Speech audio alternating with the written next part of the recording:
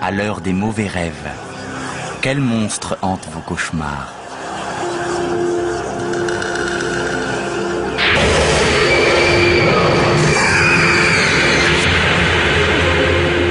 Les araignées peut-être? Si oui, vous n'êtes pas le seul. Ces monstres à 8 pattes réveillent en nous une terreur viscérale. Mais la peur des araignées est-elle irrationnelle? Voyons cela de près et apprêtez-vous à vivre éveillé le pire des cauchemars.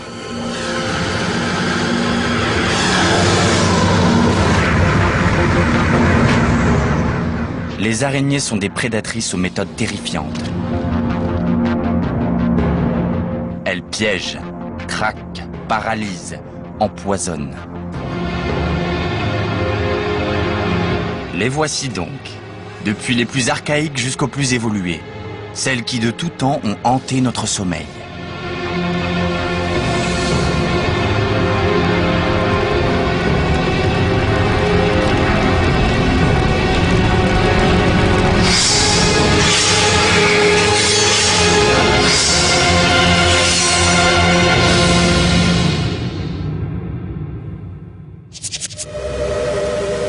Si les araignées nous semblent venir d'une autre planète, il y a une bonne raison à cela.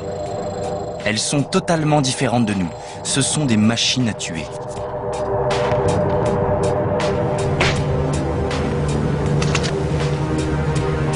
Et plus on les observe, plus cette mécanique effraie. Certaines ont développé des facultés physiques stupéfiantes, affûtées par l'évolution et la lutte pour la survie. Mais ce n'est pas tout. Certaines semblent passer maîtres dans l'art de la duperie. Ces créatures peuvent élaborer des stratégies et même les modifier. Elles peuvent communiquer et nous commençons seulement à comprendre ce qu'elles ont dans la tête.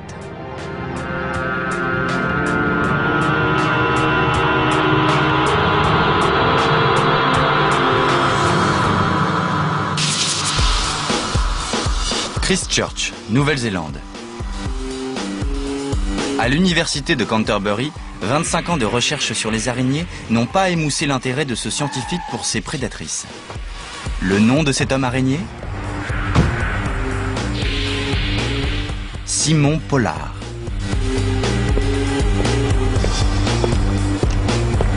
Tous les jours, il se soumet à une stricte procédure de quarantaine. Ses recherches portent sur les espèces d'araignées les plus évoluées et ce protocole rigoureux de biosécurité vise à les empêcher de s'échapper.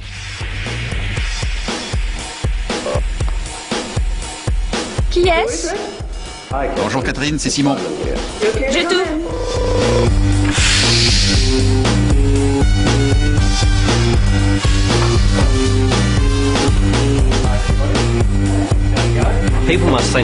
Les gens doivent nous prendre pour des fous d'étudier ces araignées. Pourtant, cette aventure me passionne depuis 25 ans.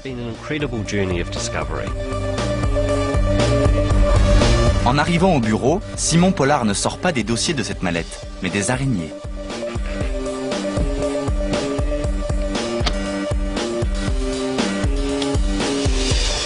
Et pour lui, ces tueuses exotiques sont tout sauf des bêtes sans cervelle.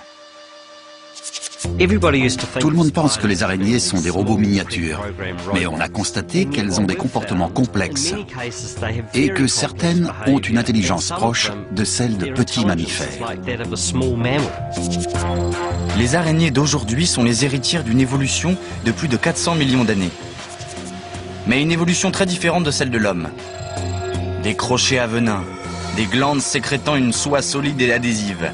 Un corps segmenté et couvert de poils, 8 pattes et plusieurs paires d'yeux.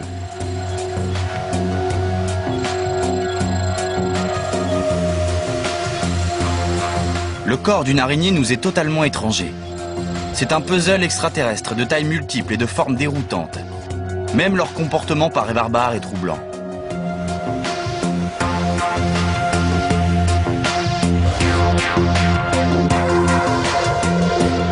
Ces facultés singulières, menaçantes, sont l'aboutissement d'une course à l'armement contre leur proie, une lutte qui date de la préhistoire et qui fait toujours rage.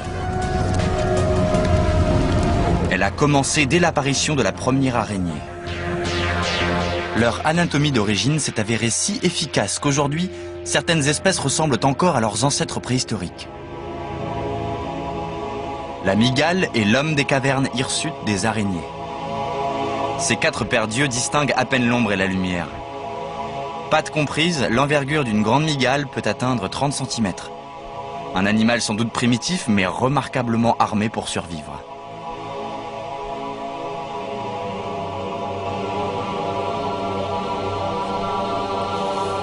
La morsure du serpent fer de lance peut elle aussi tuer un homme.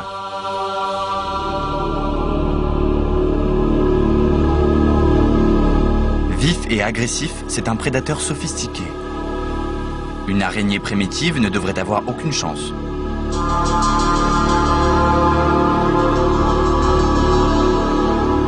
Mais la nature réserve des surprises souvent désagréables.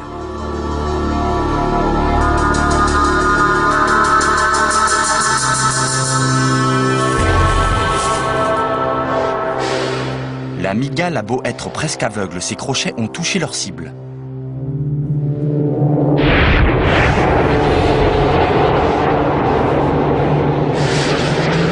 Le serpent est rapidement paralysé.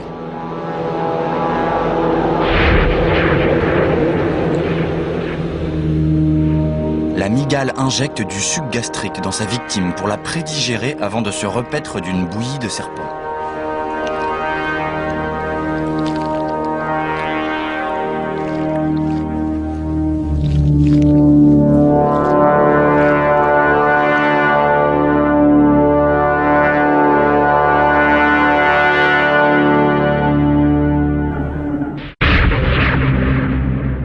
Si elle a pu l'emporter ainsi malgré sa vue basse, c'est grâce à un système d'alerte élaboré. À l'entrée du repère, un entrelacs de soie l'avertit de l'approche d'une proie.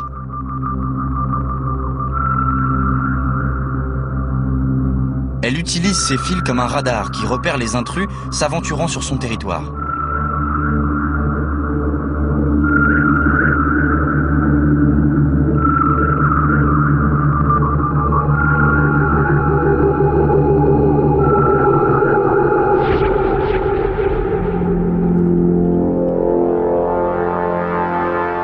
Une fois rassasiée, elle mue et abandonne son vieux squelette externe comme un manteau démodé.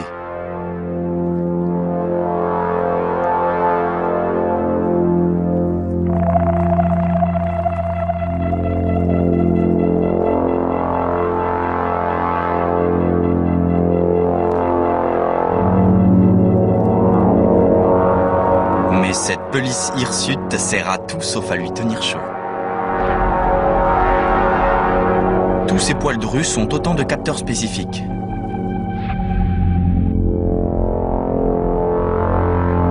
Certains réagissent à la moindre vibration.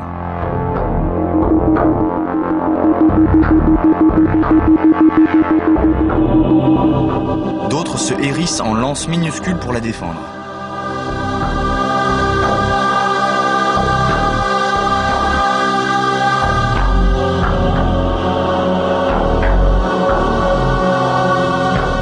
À partir de cette morphologie archaïque mais efficace, l'araignée a évolué pour devenir le prédateur le plus répandu sur Terre.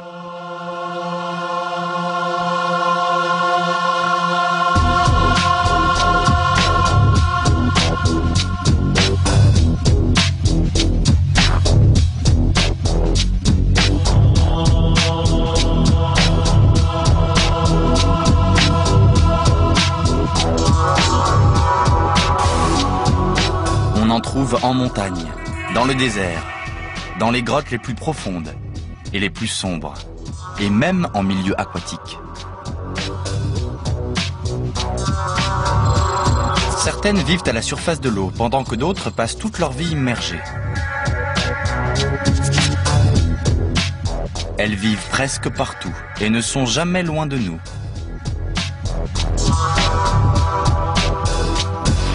Elles mangent d'énormes quantités d'insectes. Et pour satisfaire leur voracité, certaines sont devenues des chimistes étonnants.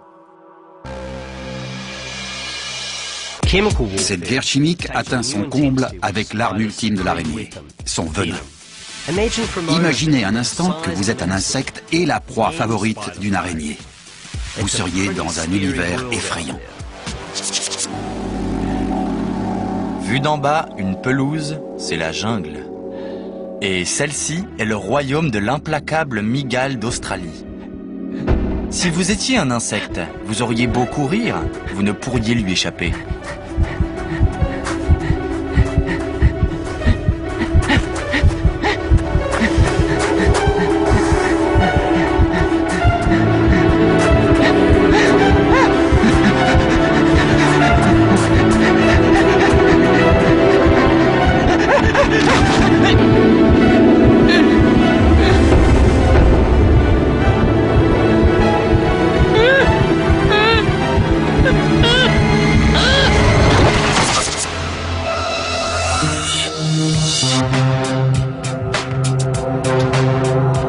La morsure du mâle de cette mygale est mortelle, mais seulement pour l'homme. Les autres mammifères sont presque tous immunisés contre son venin.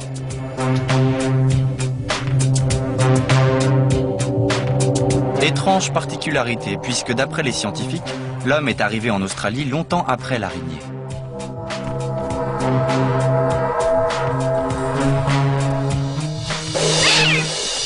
La mygale d'Australie se nourrit de cafards, pas de chair humaine. Cette toxicité réservée à l'homme résulterait-elle de l'évolution? C'est l'un des sinistres secrets du monde des araignées. Tout ce que nous savons, c'est que, comme la vipère, l'araignée injecte le venin que secrètent ses glandes par des crochets évidés.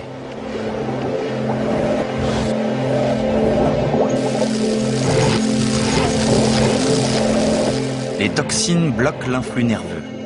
La victime ne meurt pas. Elle est paralysée. Et l'araignée peut déguster cette chair vivante en paix.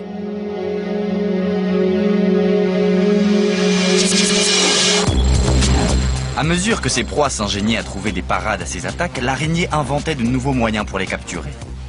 Première trouvaille, le piège. Une toile d'araignée est un magnifique traquenard. Presque invisible, d'une résistance incroyable, c'est le cauchemar des insectes volants.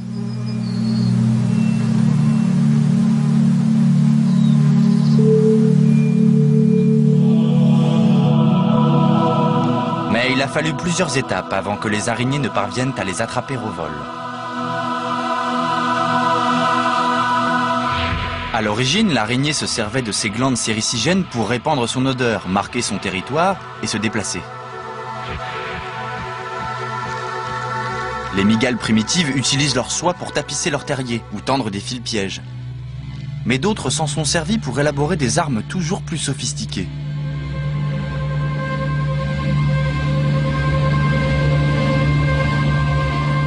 La mygale Ctenisa chasse à l'affût.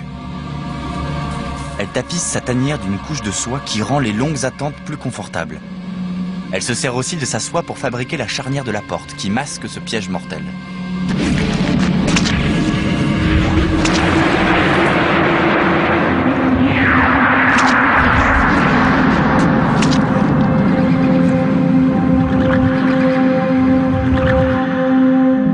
À partir de ce simple revêtement, la mygale d'Australie a développé des structures qui détectent et guident les proies jusqu'à elle.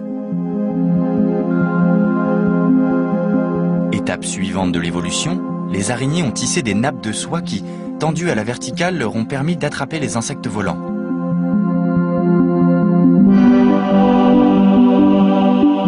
Les araignées orbitelles tissent les toiles les plus grandes, les plus complexes et les plus aériennes.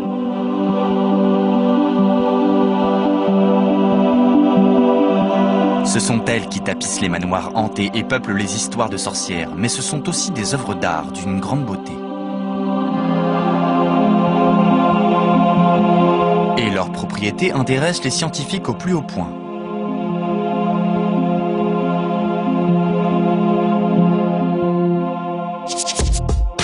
Le biologiste Scott Gould est venu tout exprès en Nouvelle-Zélande pour approfondir ses recherches sur ce matériau prometteur. Je cherche à comprendre la structure moléculaire de la soie d'araignée. Elle a des propriétés mécaniques étonnantes. Elle est élastique, elle résiste à la tension. C'est un matériau extraordinairement solide.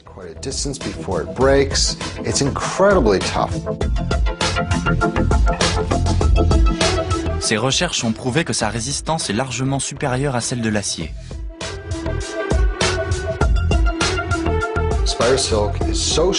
Sa résistance est telle qu'un homme de mon poids pourrait se suspendre à un fil d'1 millimètre de diamètre. Il existe qui plus est une multitude de types de soie. Du fil de support, du fil élastique et du fil adhésif.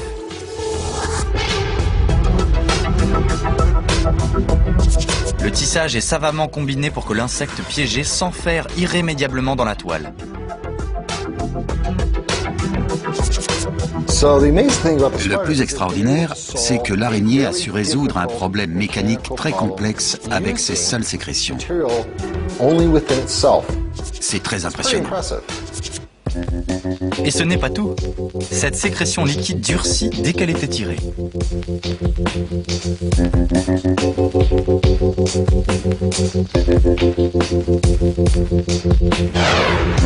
L'araignée est dotée de plusieurs glandes, produisant chacune un type de fil.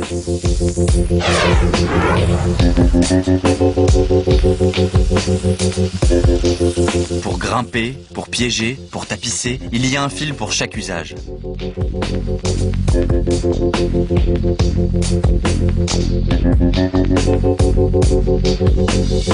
Une même toile combine plusieurs types de soie. Ce sont des chefs-d'œuvre de conception et de réalisation. Les premiers fils de la soie ne sont pas gluants. C'est un cadre de soie sèche et résistante. Une fois la structure arrimée, l'araignée mange la soie excédentaire et la remplace par les rayons collants de la zone de capture. Les araignées orbitelles tissent ainsi des toiles magnifiques et très résistantes. Et elles la refont tous les jours pour augmenter les chances de capture.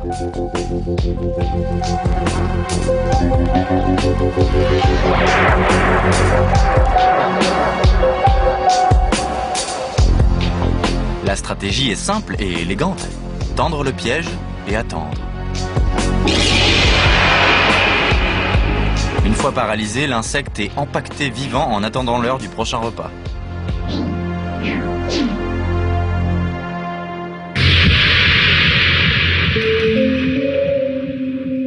Loin de ses raffinements, la toile de la veuve noire et de sa cousine australienne à dos rouge n'est qu'un tissage grossier sans plan apparent.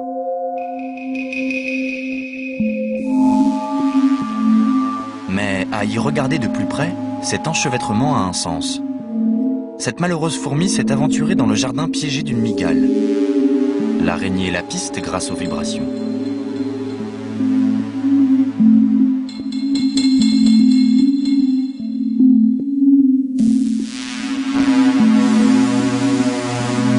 Une fois la fourmi immobilisée, elle est emballée vivante dans une soie collante. C'est le film fraîcheur de l'araignée.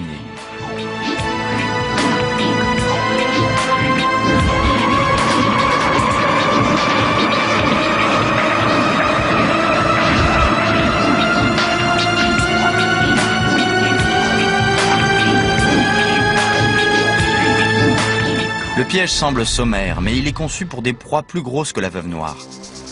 Les autres araignées, et même les scorpions, s'y laissent prendre.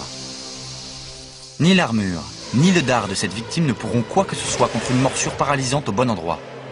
La soie servira à hisser le scorpion paralysé.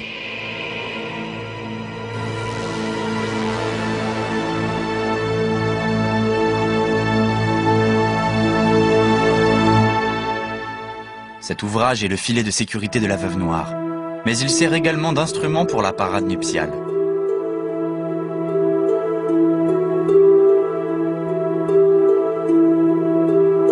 En s'approchant, le minuscule mâle pince les fils comme les cordes d'une guitare.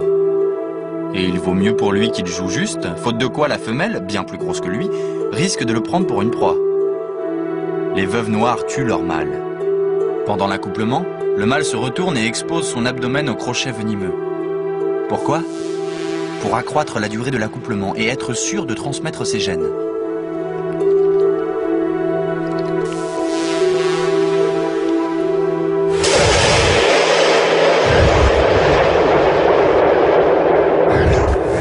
Après cette épreuve, il se fait dévorer, nourrissant la femelle et sa future descendance.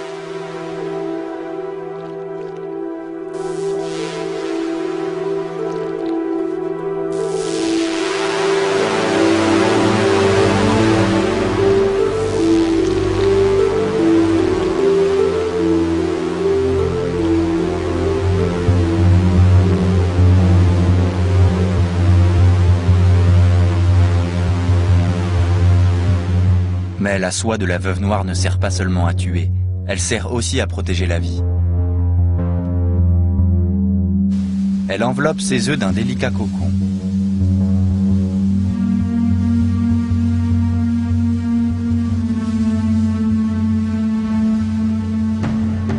À l'intérieur, une nouvelle génération se prépare à venir gonfler les rangs de l'armée des veuves noires.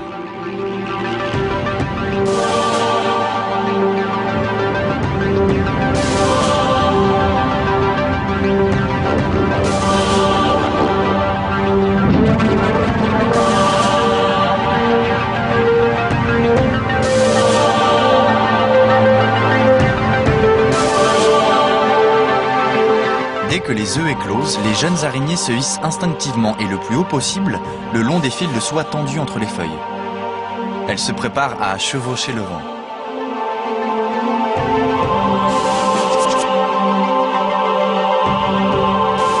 Un souffle de brise et un seul fil de soie suffisent à emporter ces nouveau-nés, telle l'avant-garde aéroportée d'une invasion d'araignées.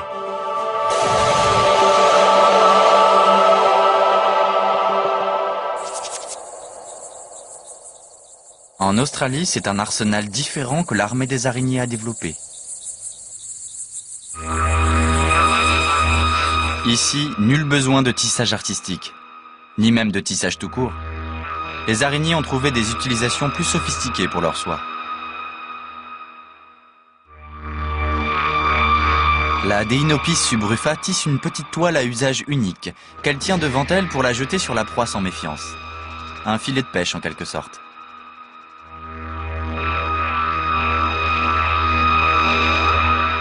Pour viser juste, elle marque parfois la feuille d'escrément. Lorsqu'un insecte passe près de cette cible, elle sait qu'elle peut lancer ses raies.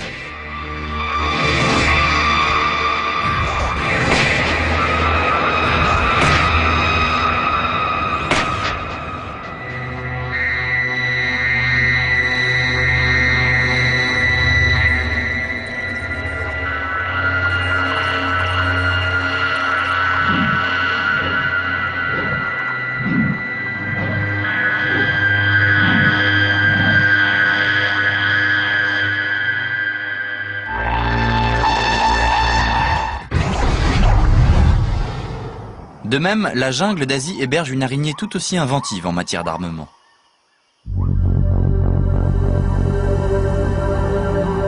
L'araignée cracheuse chasse à l'affût et apprécie autant les insectes que ses propres congénères.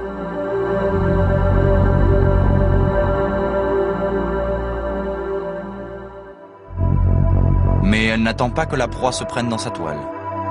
Elle projette son fil sur la victime.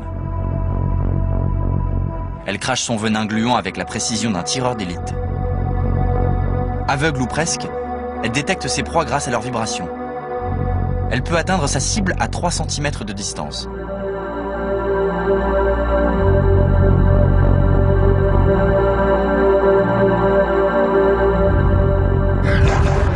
Quand la proie est à sa portée, le moindre mouvement et c'est la mort. La tueuse s'impatiente. Malgré sa mauvaise vue, l'araignée cracheuse vise juste, et ses attaques sont fulgurantes.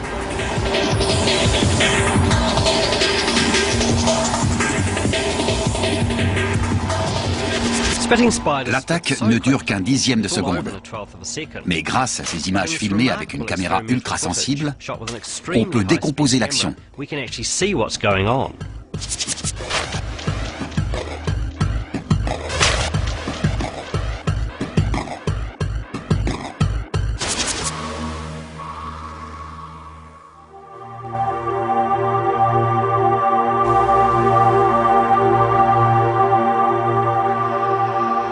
Les efforts de cette petite araignée sauteuse ne servent à rien. Elle n'échappera pas au venin gluant. Une fois sa victime ligotée, l'araignée cracheuse cherche le meilleur endroit où planter ses minuscules crochets.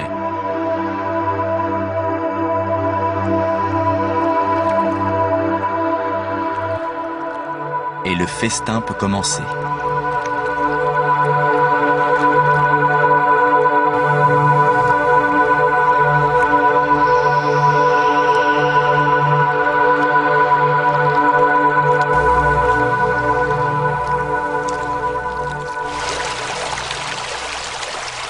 Les araignées d'Asie ne sont pas les seules à avoir affûté leur arsenal meurtrier. Étangs et ruisseaux abritent des tueuses tout aussi efficaces. Voici la dolomède. Elle pratique la pêche.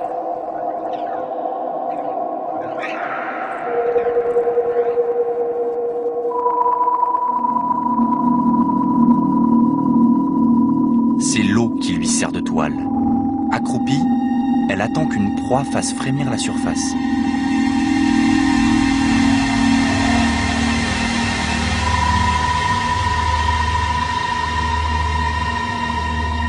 L'attaque est rapide.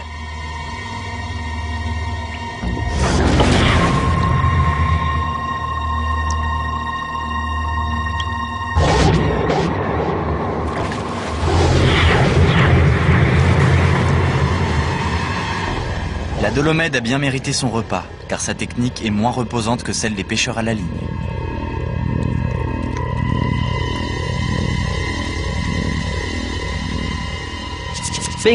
En restant sur l'eau, la dolomède est une proie facile pour les oiseaux et les gros poissons. Mais elle a une stratégie de fuite remarquable. Elle s'appuie sur la surface de l'eau pour sauter et s'éloigner rapidement.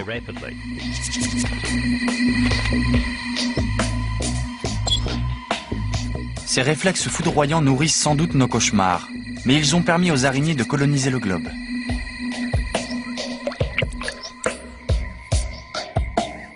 Ceux de cette grenouille africaine sont beaucoup trop lents pour échapper à cette grande chasseresse.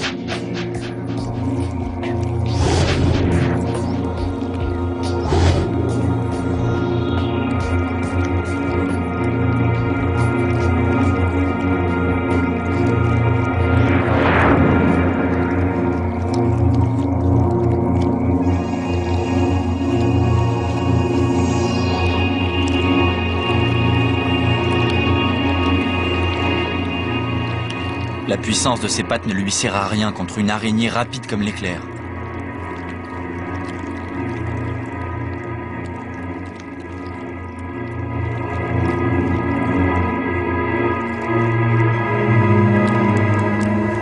Cette prédatrice n'a pas besoin de toile pour chasser.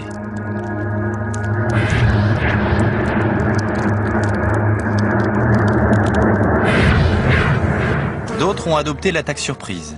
Telle l'araignée crabe, la reine du camouflage, qui vit sur les fleurs dont elle prend la couleur.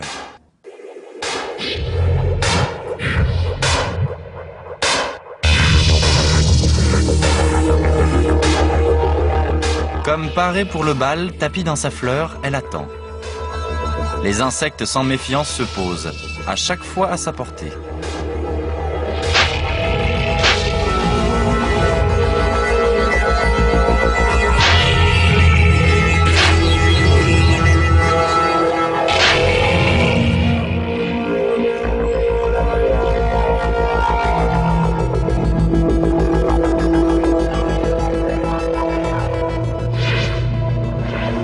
Mais comme toutes celles que nous avons vues jusqu'ici, l'araignée crabe n'agit pourtant que par instinct. Aucun signe d'intelligence, du moins pour l'instant, selon Simon Pollard.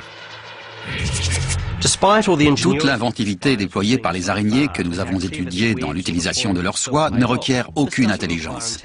Elles ne font que suivre des instructions simples. Mais nous avons été très surpris de découvrir un groupe d'araignées qui poursuivent leur proie en groupe dans la 3e dimension. Elles représentent un bond en avant dans l'évolution. Elles sont devenues des chasseurs intelligents. Et les plus intelligentes sont les salticides, les araignées sauteuses. Ce sont les plus nombreuses et sans doute les prédateurs les plus prospères de la planète.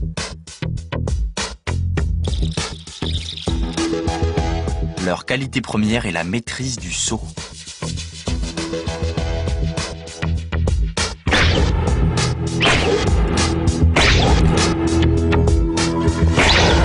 Un homme doué des mêmes capacités pourrait d'un seul bond franchir l'étendue d'un terrain de football.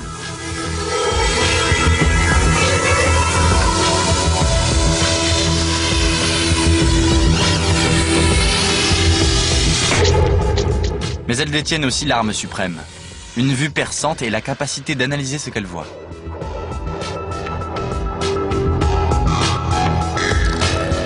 Grâce à leurs gros yeux médians, elles peuvent apprécier la distance qui les sépare d'une proie.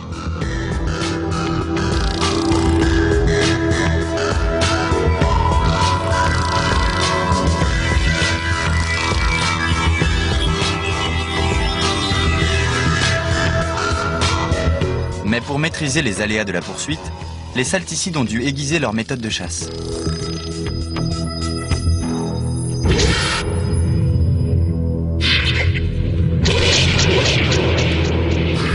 Elles ont appris à poursuivre, traquer et piéger leurs proies comme les lions d'Afrique.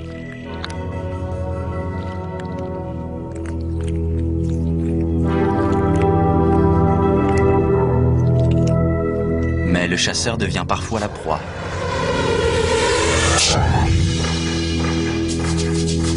Qui de ces duellistes tuera l'autre au combat?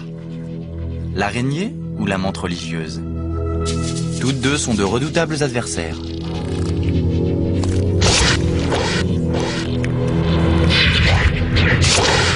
L'araignée saisit la menthe dans une étreinte mortelle. Mais certaines menthes ont des atouts cachés.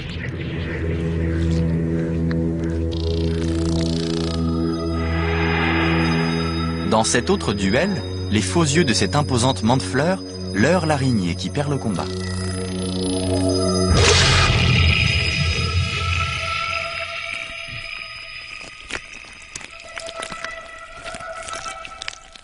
L'araignée sauteuse a une bonne vue. Mais ce combat perdu contre la menthe-fleur soulève une question. Comprend-elle tout ce qu'elle voit? En creusant la question, Simon Pollard et son équipe découvrent petit à petit que certaines salticides comprennent effectivement beaucoup. De toutes les salticides, l'araignée africaine suceuse de sang dispose de la meilleure acuité visuelle. Elle se nourrit de sang humain et ses méthodes sont fascinantes. Elle trouve ce sang dans les moustiques. Mais comment peut-elle reconnaître les insectes repus? Pour le savoir, la salticide doit se décider sur la base de ses seules informations visuelles.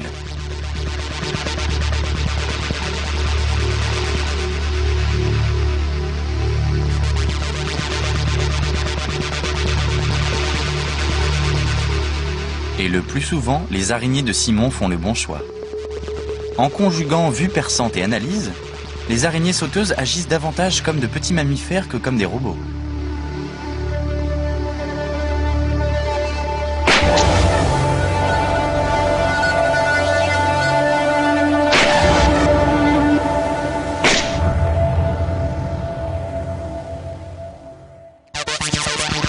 Et sous les tropiques, elles ont développé des capacités aussi merveilleuses qu'étranges. Cette salticide iridescente, par exemple, se pare de couleurs flamboyantes, comme les oiseaux. Et quand deux mâles s'affrontent pour la conquête d'un territoire ou d'une femelle, leur duel se fait par geste. Leur acuité visuelle leur permet de communiquer avec des couleurs et des mouvements. L'un d'eux se soumettra et le champion gardera les plus belles femelles.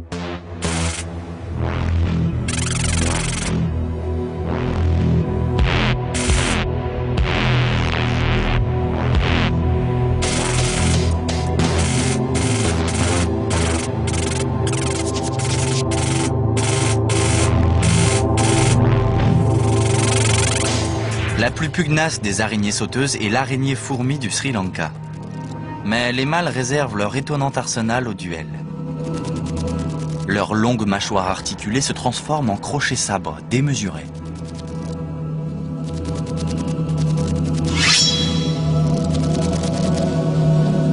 Les assauts sont rudes, mais le combat va rarement jusqu'à la mort.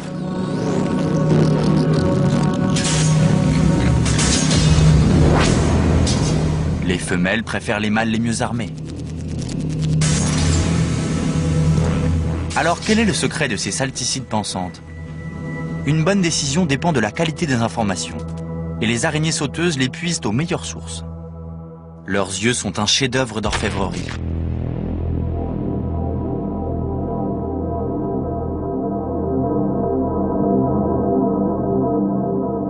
Leurs yeux médians sont équipés d'un long canal qui balaye tout, de près comme de loin.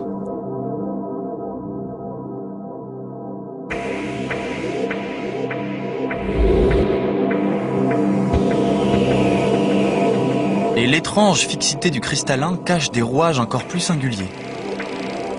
À l'extrémité du canal, une rétine agrandit les images comme un téléobjectif.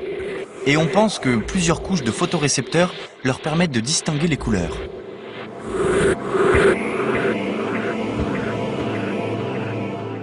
Le canal oculaire est mu par 6 muscles, grâce auxquels l'araignée cible sa proie.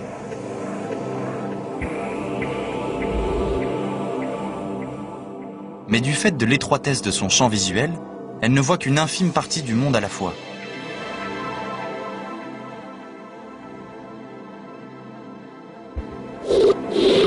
De son regard fixe, l'araignée vous scanne.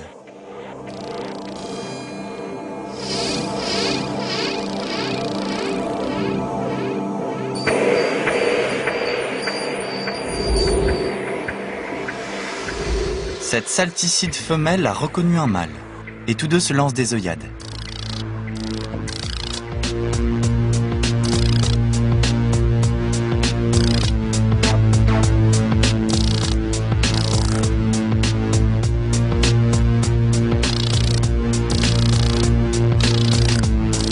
Mais le flirt tourne court. Les araignées sauteuses voient si bien qu'elles peuvent se regarder à la télévision. La petite araignée au premier plan est un petit mâle combatif.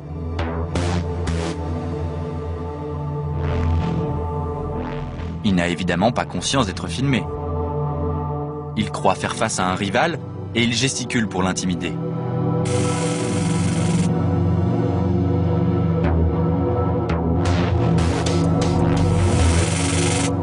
Mais il n'agit que par instinct, contrairement à l'araignée préférée de Simon Pollard.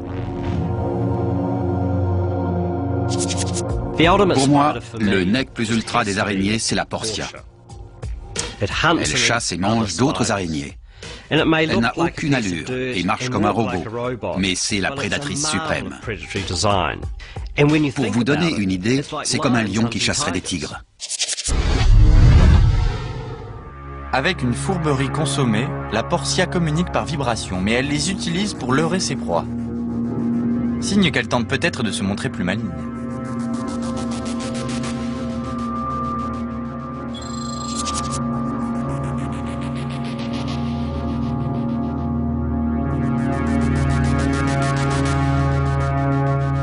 Cette aiguille placée contre la toile transmet les vibrations à un enregistreur grâce auquel Simon peut espionner l'animal.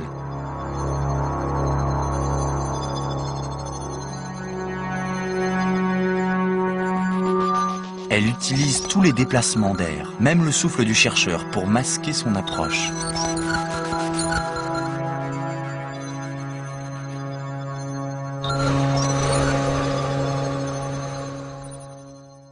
Quand le souffle s'arrête, elle s'immobilise. Elle s'approche à pas comptés de sa proie, toujours inconsciente du danger. Arrivée à bonne portée, la Portia change de tactique. Elle fait vibrer la toile, imitant un insecte pris dans les fils.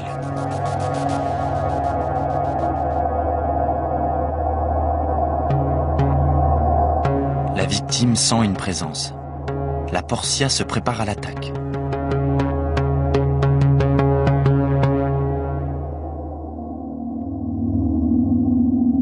Et voici le dernier acte de ce petit jeu mortel.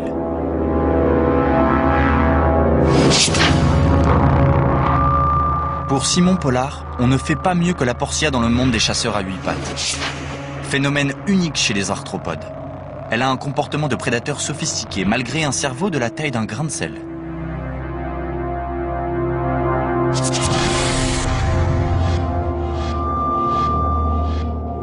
Dans la nature, la Portia s'attaque souvent à des proies très dangereuses.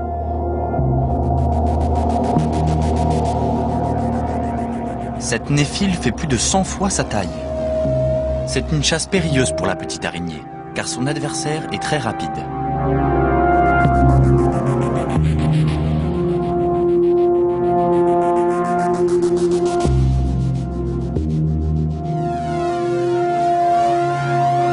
La Portia veut dérober son petit mâle sous ses yeux. Un papillon heurte la toile et distrait la néphile.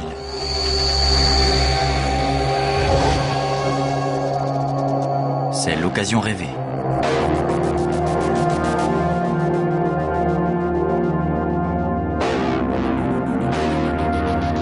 Le petit mâle est isolé. La voleuse avance précautionneusement sur la toile. Toute vibration intempestive pourrait faire revenir le monstre. La Portia bondit.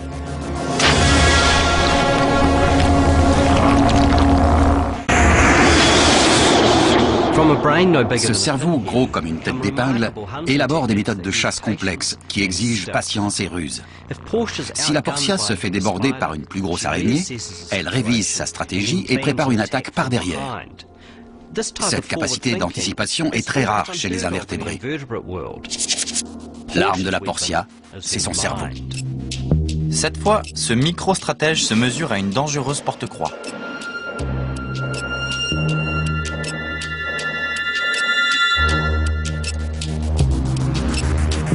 La toile est trop fine pour supporter le poids de la Portia. Elle semble donc changer de stratégie. Elle doit tromper l'ennemi.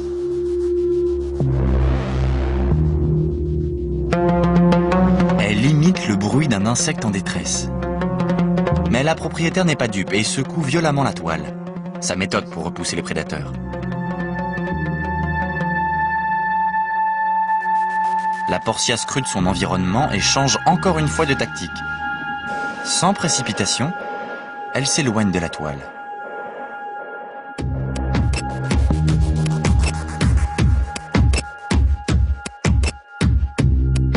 Posément, elle avance sur les brindilles et les feuilles, tournant le dos à sa cible. Elle semble avoir abandonné la partie. Mais pour cette chasseresse, la duplicité est un art.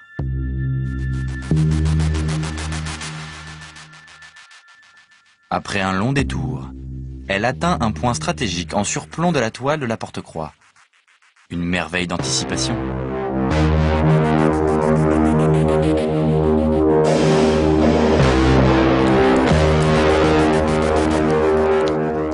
Elle en salive d'avance.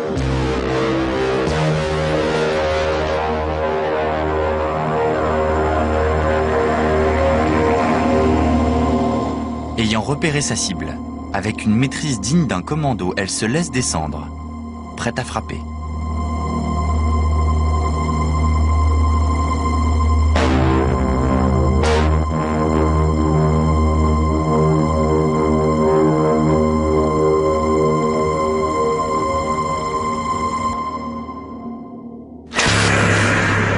L'attaque a fait mouche.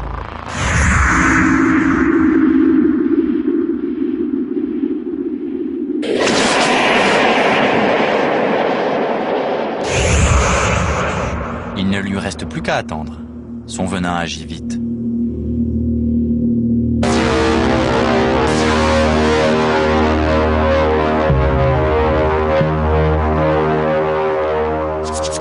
Son intelligence est telle que nous avons pu communiquer avec elle au labo. Sur l'écran, voici la cyber-araignée de Simon Pollard. Elle gesticule et la vraie Portia lui répond. Les deux araignées communiquent. Elles dialoguent. Une rencontre au sommet entre l'homme et l'araignée.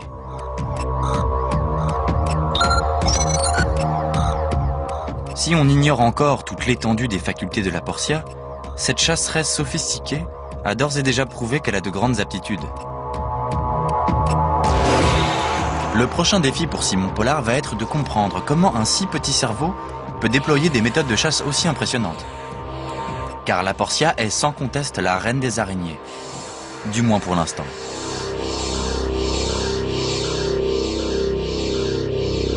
La ruse et les techniques de chasse de la Portia sont sans égal. Mais je veux croire que les araignées n'ont pas fini d'évoluer et qu'elle sera dépassée. À mon avis, la prochaine vedette sera un croisement entre la Portia et l'araignée cracheuse. Imaginez un peu cette machine à tuer. Une araignée intelligente capable de cracher son venin. Mieux encore, si ces merveilles vivaient et chassaient en meute, le monde des araignées serait à leur merci. Une idée qui fait froid dans le dos. Si vous viviez dans ce monde, le cauchemar serait permanent. Une fois pris en chasse par ces super araignées, vous ne pourriez pas leur échapper.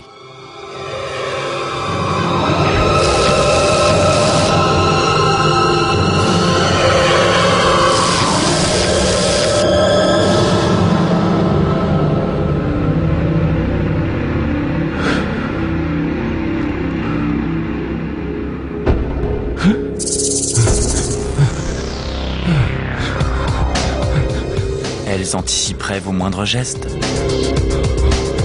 Elles conjugueraient leurs efforts. Rien ne pourrait les arrêter. Et elles pourraient même vous piéger à distance.